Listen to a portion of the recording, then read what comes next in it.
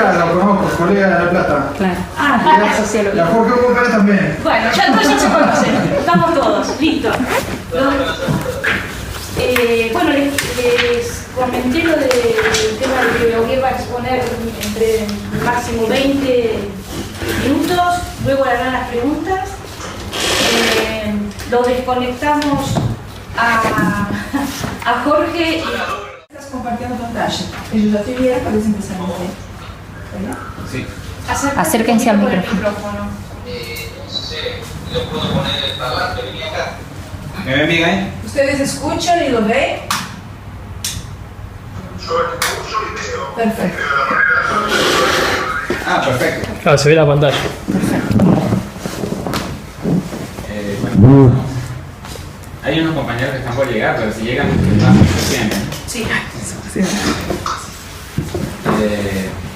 Bueno, buenos días. ¿Cómo están? Bueno, vamos a comenzar acá. Un placer estar acá realmente después de 2 años y 3 años ya. Mi nombre es Oviel Núñez, soy licenciado en Administración de Desastres o Gestión de Riesgo de Desastres para terminología más internacional. La idea de encontrarnos acá es hacer la presentación de defensa de esta tesis de maestría de riesgo y la gestión para la transformación ecosocial. Expresión y ejemplo de poder popular en la sala de batalla social en San Diego, Carabobo, Venezuela.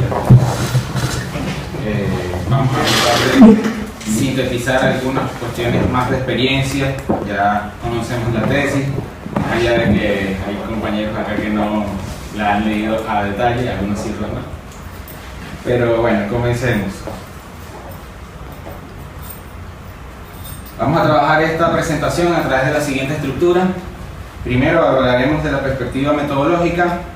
En segundo punto hablaremos de un nivel de contexto micro, en donde haremos un énfasis sucinto del proyecto como caso de estudio, que fue la acción empleada. Un segundo nivel hablaremos ya de lo macro, iremos a la investigación, sus interrogantes, hipótesis y objetivos, elementos teóricos y conceptuales, el desarrollo de las reflexiones y las reflexiones finales en sí de la investigación de tesis. La perspectiva, bueno, iniciamos de una vez con la perspectiva metodológica. Rápidamente hablaremos del método que se utilizó, es el método de proyectación ambiental. Básicamente hacemos un análisis metodológico al respecto de esto, que es, dicho de otra manera, una metodología de acción e investigación. Lo trabajamos a través de las corrientes y teorías, la ecología política y de la teoría social de riesgo respectivamente, de Andrés Banzar, venezolano, y la teoría social de riesgo, particularmente la que emplea Ulrich Beck. Y bueno, sobre el tipo de diseño de investigación, básicamente sería una investigación aplicada. Me gustó rescatar ese concepto acá, particularmente de un latinoamericano y argentino ejemplar, que es Oscar Barsaki, y bueno, un venezolano que se llama Vila Planes. El primer nivel de contexto, bueno, hablaremos de lo que fue el proyecto como caso de estudio, la acción que se fue a emplear en el municipio de San Diego, en Venezuela, en el estado de Carabobo. Hablamos acá de que el proyecto implicaba una reapropiación y empoderamiento de los espacios comunitarios para la implementación de proyectos de transformación ecosocial. Y bueno, le colocamos como nombre ir de la emergencia permanente a la sustentabilidad convergente, asumiendo el riesgo de la transformación ecosocial, en un espacio proyectual ya mencionado, en el municipio de San Diego, un municipio bastante complicado por el hecho de que este proyecto tenía una connotación política bastante definida, y este municipio tiene, con respecto al resto del contexto del país, una contextualidad, digamos, municipal totalmente contraria al país, sobre todo para los momentos que se realiza el proyecto. Entre estas, bueno, se pueden describir que más allá de la coyuntura municipal, todo el accionar en cuanto a proyectos, en cuanto a trabajo comunitario, en cuanto a desempeño, es normalmente visto como de venir de coyuntura en coyuntura, como vaya viniendo vamos viendo. Estoy citando palabras que incluso son textuales del contexto venezolano. Un escenario de mucha incertidumbre, mucho cacique y poco indio, una frase que, bueno, es común en toda Latinoamérica, allá también se usa. Y bueno, la necesidad de consolidar el poder popular a través del concepto de Estado comunal. Algunos patrones que se pueden mencionar, bueno, son la limitación al uso del espacio público, su utilización del espacio comunitario, que es uno de los que vamos a hacer énfasis, el consumismo, la voluntad de hacer versus la falta de consumación hacia el logro del poder, en este caso del poder popular, que es muy característico de la frase deseos no preñan. Ciertamente es necesario el deseo, pero no es suficiente, había algo que consolidar allí a través de la planificación popular y una gestión comunal que no le hacía eco a esa planificación. En este caso, bueno, unas interfaces pasivas y activas, particularmente yo hago énfasis en lo que son las casas comunales, la sala de batalla social donde se trabajó, el riesgo como una interfase activa, que ahondaremos próximamente, y los espacios comunitarios son esa sala de batalla social y casa comunal donde se desarrolla el proyecto. Por supuesto, como todo proyecto tiene premisas: el riesgo, el ecosocialismo, la planificación popular, el buen vivir, conflictos bastante determinantes, entre ellos el miedo a asumir riesgos para lograr empoderamiento. O sea, cuando no se asumen las situaciones del contexto, cuando no se comprende el contexto y no se toman decisiones, no se asumen riesgos. Básicamente ese fue una de las principales causantes de cómo se enfocó este proyecto y de dónde partimos, y por supuesto de la complejidad que implicó explicarme y explicar a otros compañeros que, si bien entienden todas estas situaciones, no lo asocian necesariamente con este concepto. Otros sí lo asociaron de manera rápida, y bueno, eso nos llevó a definir el subsistema decisor justamente sobre esto, que no se asumen los riesgos para concretar específicamente emprendimientos comunitarios de tipo sociocultural y socioproductivo para lograr sustentabilidad, por supuesto, a nivel comunal, que es donde estamos enfocando este proyecto. Bueno, ¿dónde comenzamos? Sobre la resignificación y reapertura del espacio comunitario de la sala de batalla social para la captación e información de talentos y cuadros principalmente. Entonces, a partir de allí generar procesos socioproductivos y socioculturales que permitieran ese empoderamiento popular. Básicamente, ¿qué es una sala de batalla social? Es una herramienta de articulación entre el pueblo organizado y el Estado.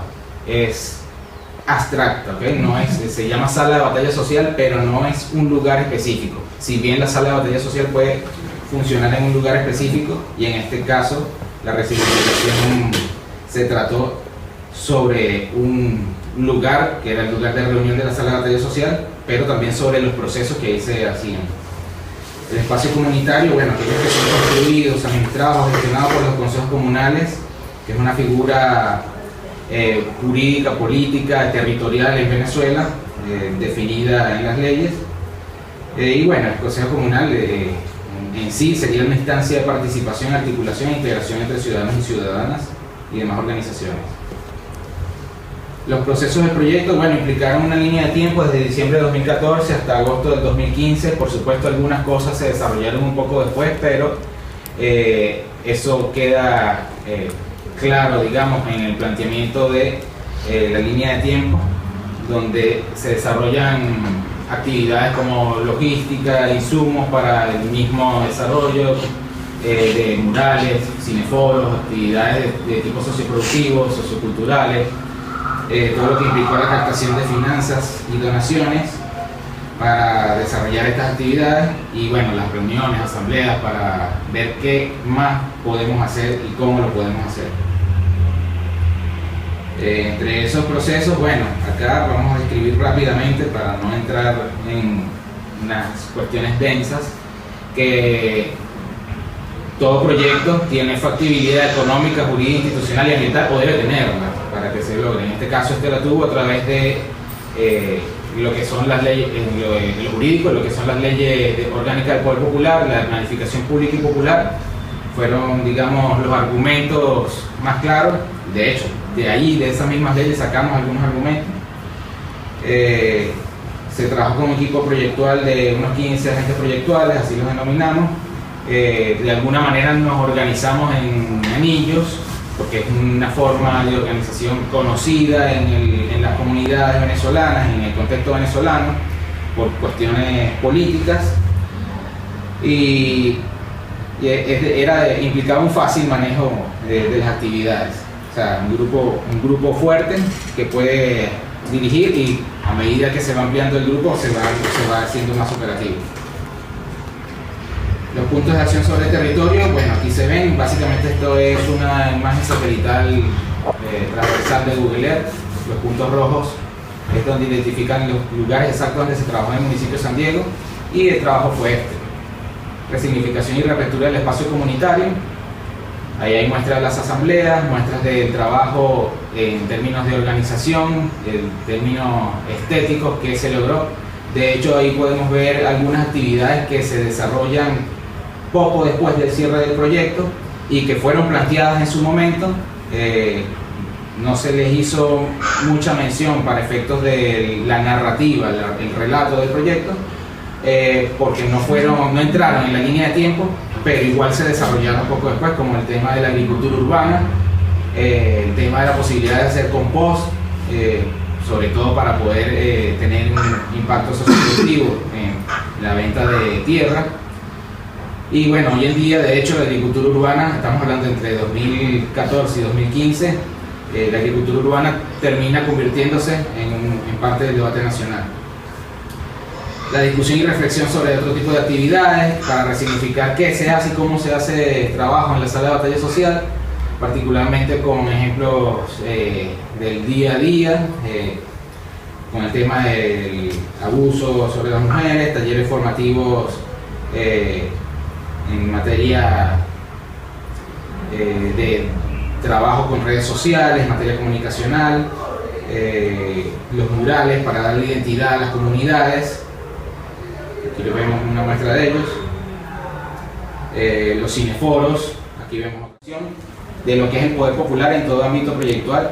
Y bueno, si en dado caso ya se está haciendo, nos planteamos un objetivo general, que fue configurar nuevas formas de gestión con enfoques de riesgo para una transformación ecosocial a partir de esa experiencia proyectual, examinar la morfogénesis de las premisas proyectuales y su convergencia hacia la sustentabilidad, describir los patrones que potencian esa gestión de transformación ecosocial de la experiencia proyectual en San Diego, identificar las componentes definitorias del riesgo como interfase para la gestión proyectual, construir una arquitectónica del riesgo de la dinámica ecosocial desde el contexto proyectual y una perspectiva latinoamericana actual, trazar patrones enfocados en el riesgo como una interfase de solucionáticas que trasciendan los desafíos para la gestión de la transformación ecosocial. En este caso, bueno, elementos teóricos que asumimos para poder desarrollar esto fue el concepto de arquitectónica. Un concepto muy interesante de un personaje argentino, mexicano hoy en día, latinoamericano, no tan estudiado en estas latitudes, pero muy interesante. Arquitectónica básicamente es un marco teórico de los temas más urgentes, organizados de una manera clara, dentro de una lógica actual, global, y abierta a nuevos temas, conceptos y categorías. La ecología etnopolítica y el ecosocialismo, porque es un tema que es de debate en Venezuela. Digamos que de la ecología política, que ya es una corriente, se decanta una corriente más específica, más clara y más dirigida hacia el marxismo, que es la ecología etnopolítica, centrada en el etnos. Y bueno, la concreción de esto es el ecosocialismo como proposición política. Hay que pedir a los profesores que desactiven sus micrófonos, por favor. Me dicen que por favor te desactiven los micrófonos, que se cuela el ruido. Bueno, sigo. La teoría social del riesgo, que bueno, ya hablamos de que Beck es quien la desarrolla. Básicamente hablar de sociedad del riesgo es hablar desde un modo distinto de la sociedad de la información, en donde no solamente es una sociedad de producción, donde se distribuye la producción y el capital, sino que se distribuyen también riesgos, se crean riesgos y se distribuyen riesgos. El desarrollo de estas reflexiones, bueno, me permitió concretar estos conceptos de los que hablo en los objetivos específicos, que básicamente son el de dinámica ecosocial, como la conjunción de procesos sistémicos complejos que están jerárquicamente organizados en una base material. Y eso es, digamos, donde nosotros nos encontramos al día a día. Todos nos encontramos en una dinámica ecosocial. Esa dinámica ecosocial puede estar yendo hacia un futuro promisorio o no. Si no es promisorio, necesita una transformación ecosocial, y eso es el proceso de modificación y reestructuración profunda de esa dinámica ecosocial, por supuesto a partir de la comprensión arquitectónica de los riesgos para evitar una catástrofe. Y particularmente digo catástrofe porque esto tiene una ubicación en un lugar determinado, territorial, es visible, por eso es ecosocial. La solucionática, que fue otro término que, bueno, tuvimos el atrevimiento de definir, porque si el pueblo lo dice es porque existe. Bueno, es la multiplicidad de ejercicios sucesivos de técnicas y saberes para el permanente y sistemático accionar tecnopolítico, prospectivo, proactivo y propositivo. O sea, cuando hablamos de solucionática ya nos estamos anteponiendo a la posibilidad de que algo se convierta en un conflicto o en un problema. O sea, sí, justamente como algunas citas del ejercicio de percepción, hablar, somos militantes de la solucionática, no de la problemática. El típico resuelve o asume, o tú no eres jefe, resuelve, aquí lo que hay es trabajo. Bueno, eso es solucionática. El riesgo, entonces, visto desde esta óptica, es una interfase crítica y cognitiva cuya interpretación del contexto socionatural permite decidir sobre las diversas esferas de la vida.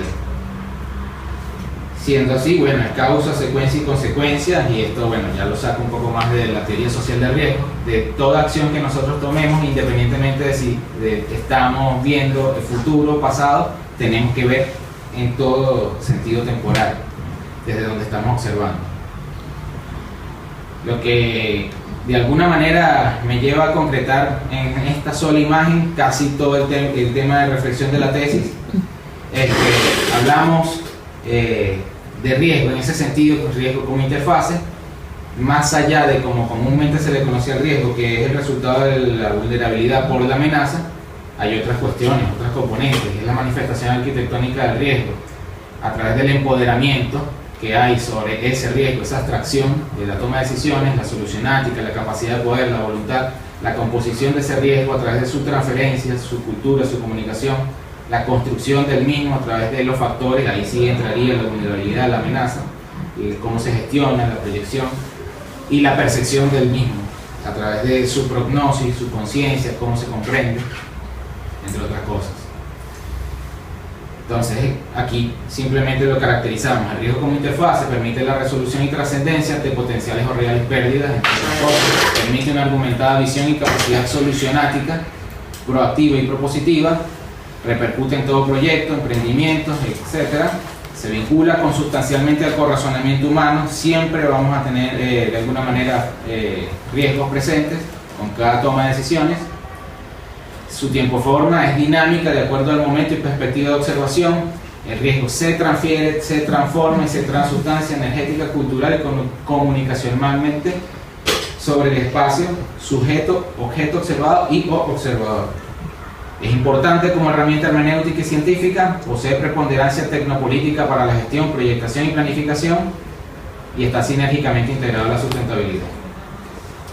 Esto no quiero que la compañera acá entre en conflicto por las funciones matemáticas que hay ahí, es solamente una forma de verlo, pero me pareció interesante colocarlo porque el riesgo implica siempre una posición cualitativa, y es comparable inclusive con una fórmula, una función industrial que es la función del comportamiento.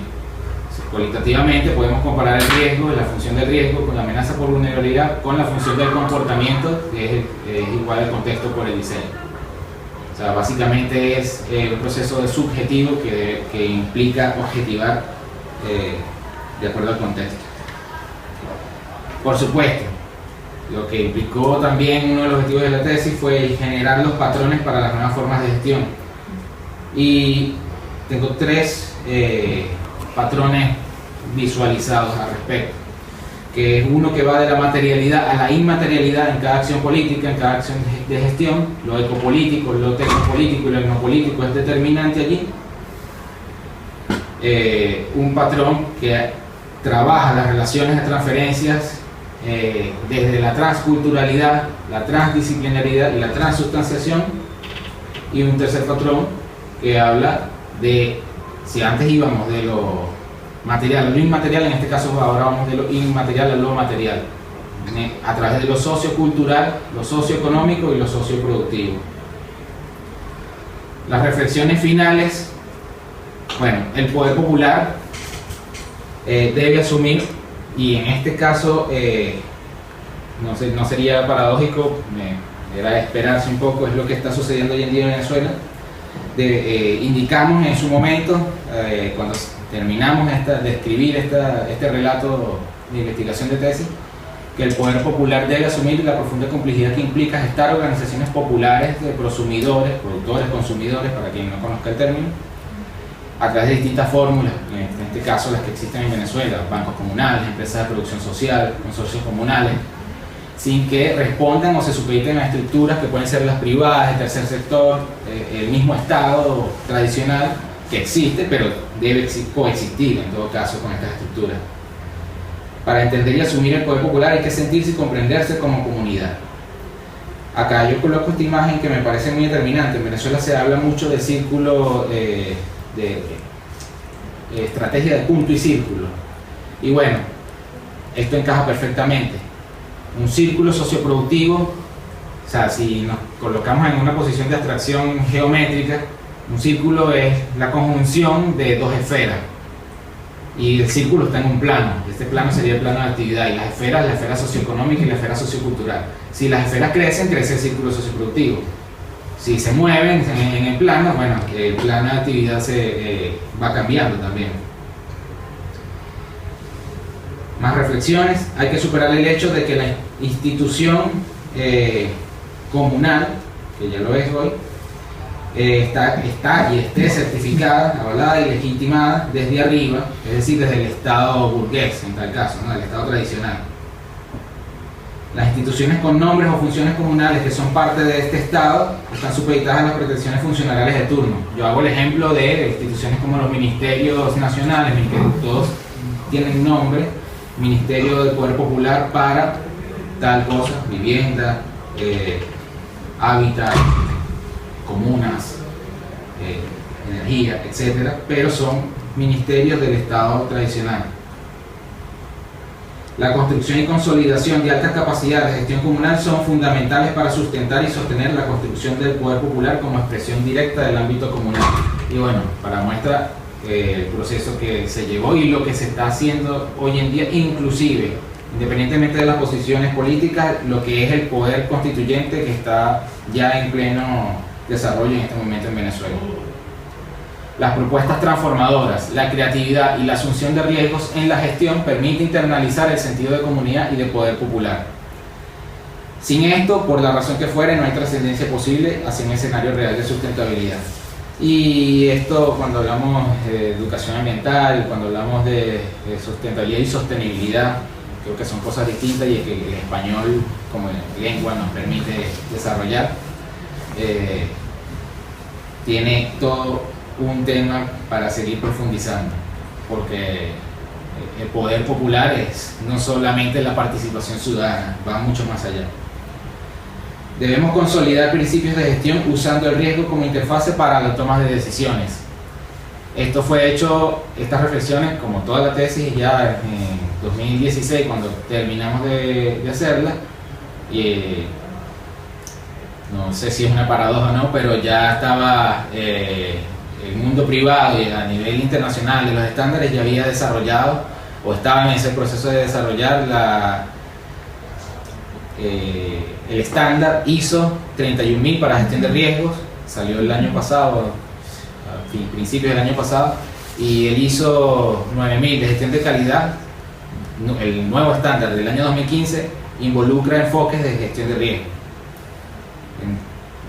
O sea, no estaríamos entonces hablando de algo extraño cuando queremos que se amplíe este enfoque o que se use este enfoque para la gestión de proyectos a nivel de poder popular, a nivel de organizaciones sociales, a nivel de organizaciones, de empresas públicas, el sector público, etc.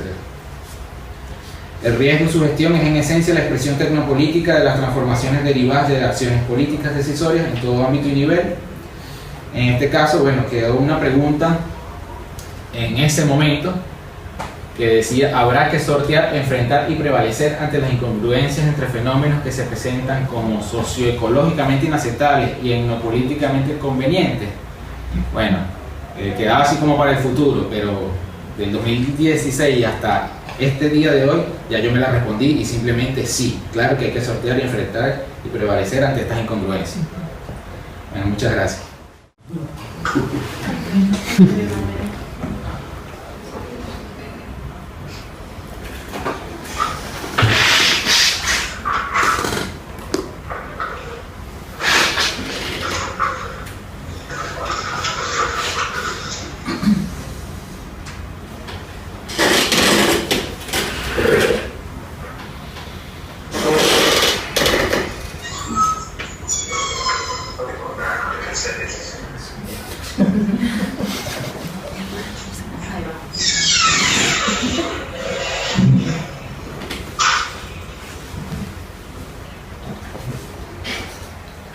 No sé, Ivana, cómo querés ordenar la intervención de los... Como ustedes quieran. Vos decidís. Bueno, Matías está del otro lado, si querés. No sé si me escuchás. Bien, perfecto, sí, te escucho. Che, no sé si Matías querés hacerle un comentario, alguna pregunta. Venga nomás. Sí. ¿O bien me escuchas bien? Sí. Sí. Bien, perfecto. Yo la verdad que al agregar la presentación que acabas de hacer, la verdad que es una presentación ajustada y desarrollás y sintetizás, sobre todo sintetizar, ¿no? Porque creo que, siguiendo un poco lo que decía Jorge, la verdad que la tesis, no la extensión por la extensión, sino porque la tesis, me parece que yo te lo ponía en la devolución por escrito, ¿no? Me parece que lo más interesante que tiene la tesis es que logra resolver una cuestión que en general tiene estas tesis que están tan atadas al estudio de casos, ¿no? O sea, la propuesta de reflexionar a partir de casos muchas veces quedan como subsumidas en la descripción, ¿no? Del caso. Y vos realmente, para mí es el punto más interesante, lográs despegar, ¿no? Después de hacer la descripción, una descripción además metodológicamente ajustada a los conceptos y dinámicas de la proyectación ambiental, ¿no? Después también lográs despegarte de eso para generar esta reflexión que vos llamás lo macro, ¿no? Donde realmente te permitís elaborar conceptos, no solo utilizar conceptos, que es lo que uno suele hacer, ¿no? En la dinámica de ilustración, sino además asumís el riesgo de inventar y producir y poner en ejercicio nuevos conceptos, ¿no? Eso es lo más interesante. Digo, eso hacía que la tesis tuviese el desarrollo y la intensidad, no solo la extensión, sino la intensidad que la tesis tenía. En la presentación que haces, es una presentación ajustada al texto escrito. Yo lo que fui apuntando un poco se vincula totalmente con las devoluciones y las anotaciones y observaciones que uno fue haciendo, ¿no? Parece que en todo caso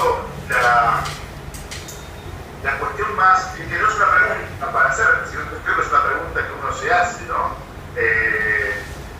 Tiene que ver con el momento en el que vos estás defendiendo la tesis, ¿no? No solo el momento en el que la hiciste, sino el momento en que la estás defendiendo, ¿no? Donde me parece que realmente esta propuesta de poder popular, que se enfrenta a esta tensión que vos muy bien describís, una tensión entre el Estado comunal como una utopía, ¿no? Como un objetivo hacia allá, el lugar donde basar el poder popular, o la otra tensión que es el lugar del Estado, ¿no? ¿En qué lugar ocupa el Estado en la construcción de ese poder popular? Son preguntas que la tesis no responde y la tesis no tiene que responder. Más bien la tesis dispara esas preguntas, ¿no? Le da forma a partir del caso y nos deja a nosotros con esas preguntas. Ciertamente sí, para 20 minutos de encuadramiento de posición hay muchas cosas que uno tiene que obviar. Pero digamos que en eso, en lo micro, fue como todo, dificultoso, como todo proyecto que uno se propone. Primero, por una cuestión de presencia física, digamos, yo viajé a Venezuela en 3 oportunidades. 2014 viajé 2 veces, de julio a octubre, y luego de diciembre de 2014 a febrero del a marzo del 2015. Y luego en el 2015 solamente tuve 2 meses más, entre julio y agosto, 2 meses exactos. Y bueno, todo ese tiempo tuve que remar las cosas que quería lograr, y todo eso, al menos con mi presencia, pasó principalmente con el tema de formación. De hecho, no lo menciono tampoco acá en la exposición, pero en el relato de la tesis está escrito.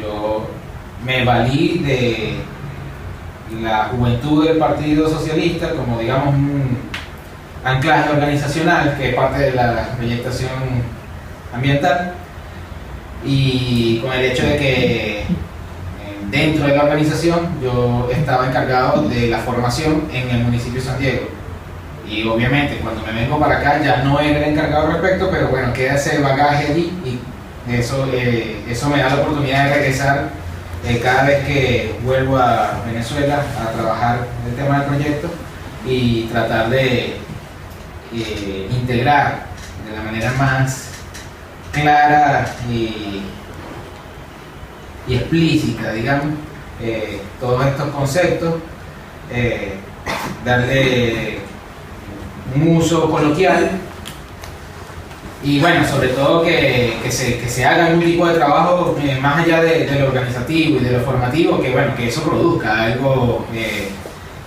tangible. Y esa producción de algo tangible fue una de las cosas más complicadas.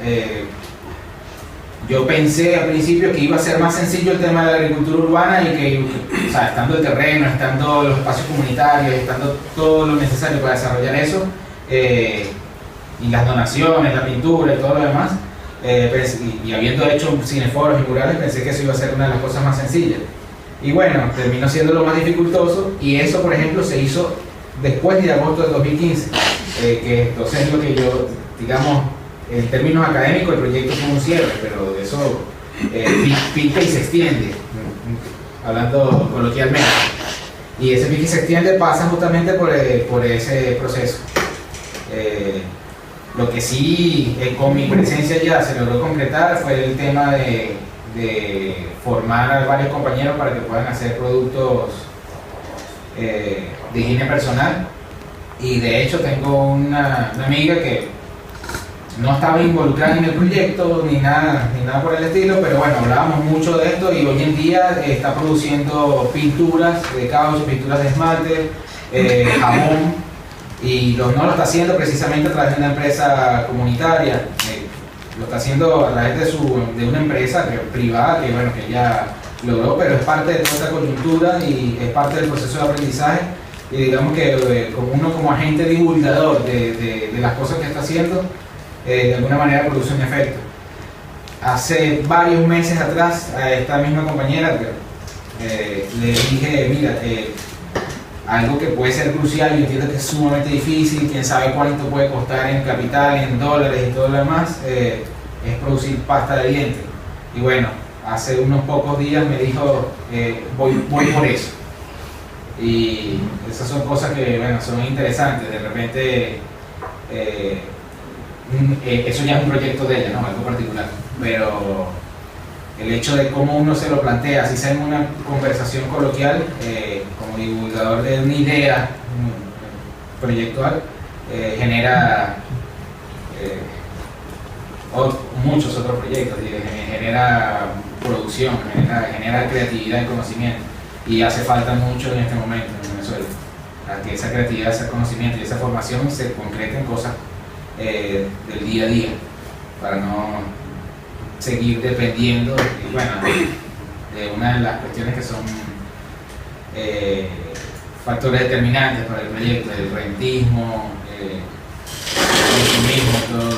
consumismo, consumo siempre va a haber, pero el rentismo es el mal de todos nuestros países, y Venezuela tiene ese problema mucho más agudizado en este momento. Y bueno, después lo macro, cómo eso se encuadra en un lenguaje político a nivel macro, bueno, es mucho más dificultoso. Sí, ahora no es una pregunta, era como una inquietud, no, sí. una invitación. De hecho, tengo ya unas ideas.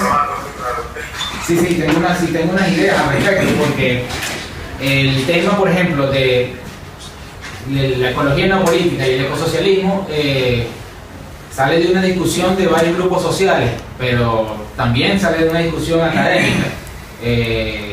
Quien habla de esto es Andrés Banzar, que es un profesor que bastante mayor, no tengo idea de qué edad tiene, calculo que unos 70 y tantos, 80 y tantos, que lo desarrolla en una de las universidades de más prestigio en Venezuela, la Universidad Simón Bolívar.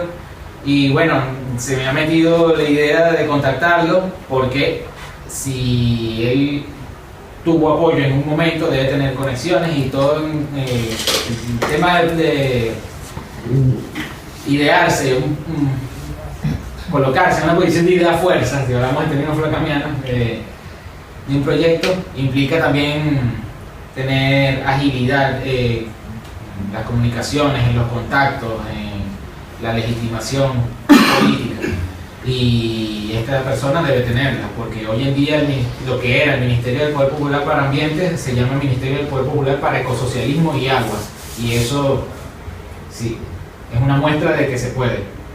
O sea, creo que solo por mencionar un ejemplo, podría mencionar muchos otros, pero me voy a extender mucho, pero es una idea, contactar a esta persona y contactar a otras para divulgar esto. Tengo una intriga desde que hiciste todo tu proceso acá, que es cómo pasás de una sala, un espacio comunitario. Bueno, todos sabemos que en ecología no hay función si no hay hábitat, no hay hábitat si no hay función, por lo tanto el hábitat no es de urbanismo, ni de arquitectos, ni de nada, es tuyo también, pero el hábitat entonces tiene una importancia enorme. ¿Cómo pasás del espacio comunitario sala de la batalla social al espacio comunitario de la realidad en su conjunto? Digamos que...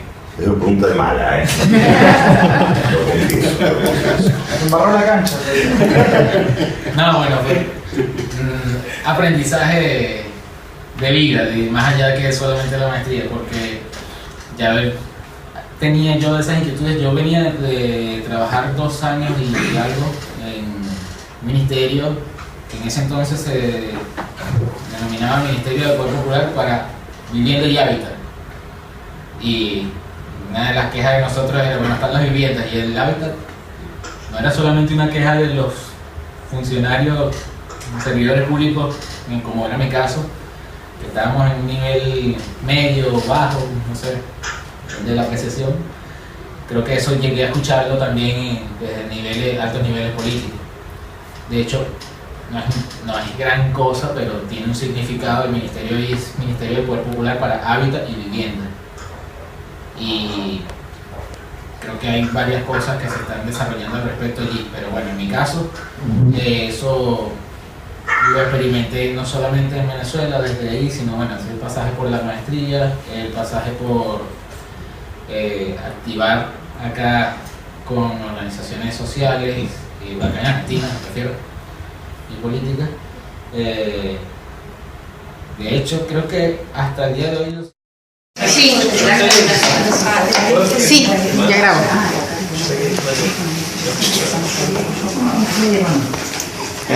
No, chico, que eso hace mal. Bueno, leo el dictamen. A la Universidad de Lanús, siendo las 11 del día 9 de agosto del 2017, comparece Núñez Cejas Oviel Cirau, con sus datos, estudiante de la carrera Maestría en Desarrollo Sustentable. Ante un jurado designado formalmente por el vicerrector de la Universidad de Lanús, Nero Nairotti, la tesis titulada Riesgo y la gestión para la transformación ecosocial, expresión y ejemplo de poder popular a partir de una sala de la batalla social en San Diego, Carabobo, Venezuela. Jurado Recalde Garitz, Matías Eugenio Manuel, Rubén Omar Percy. De acuerdo a lo convenido por el jurado, se evalúan los siguientes aspectos de la tesis presentada y se dictamina lo siguiente. Se trata de una tesis profunda, teórica y metodológicamente, que atesora una experiencia práctica muy ajustada a una nueva dimensión de riesgo por el conflicto que hace nacer nuevos proyectos. La tesis tiene pertinencia académica y social. Brinda un abordaje sistemático de una experiencia geográfica e históricamente situada, sobre la cual no existen prácticamente investigaciones. Los objetivos específicos son pertinentes. El proyecto y la tesis reflejan las destrezas transdisciplinares adquiridas y el pensamiento sistémico que el profesional ha logrado, criterios imprescindibles para el abordaje de la realidad compleja. Los cambios de actitud y las nuevas destrezas adquiridas para el análisis de la realidad son sólidos y se verifican en la tesis. La redacción del documento de tesis cumple criterios académicos y responde al enfoque metodológico de pensamiento que propone la carrera. La defensa oral fue muy buena y las preguntas efectuadas por los jurados fueron respondidas muy correctamente. Este jurado resuelve por unanimidad evaluar la tesis como aprobada con calificación sobresaliente en cuanto a